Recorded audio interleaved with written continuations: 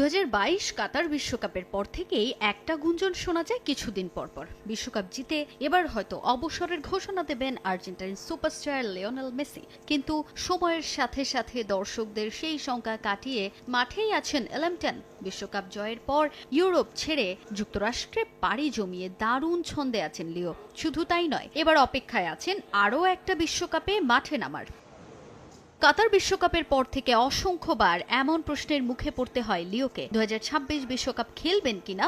সেই প্রশ্নে সবসময় একটা উত্তরই দিয়েছেন আর্জেন্টাইন সুপারস্টার। শারীরিক অবস্থা এবং নিজের ফর্মের উপর নির্ভর করবে 2026 বিশ্বকাপে খেলা না খেলার বিষয়টি। আরও একটা বিশ্বকাপের দ্বার প্রান্তে দাঁড়িয়ে খুদে জাদুকর যুক্তরাষ্ট্র, কানাডা ও মেক্সিকোতে আয়োজিত ওয়ার্ল্ড কাপে মাঠে নামবেন লিও। আর তার আগে বড় এক পরীক্ষা অপেক্ষা করছে বিশ্বকাপ জয়ী দলটার জন্য।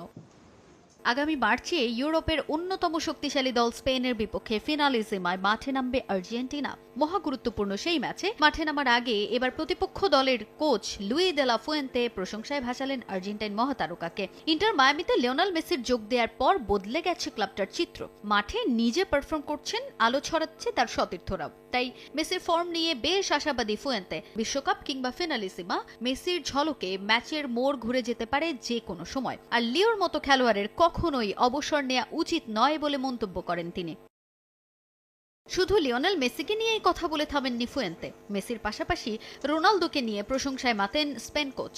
মেসির সঙ্গে পর্তুগিজ সুপারস্টার ক্রিস্টিয়ানো রোনালদোকে নিয়েও একই পরামর্শ দে লা ফুয়েন্তের। 1000 গোলের খুব কাছাকাছি আছেন রন।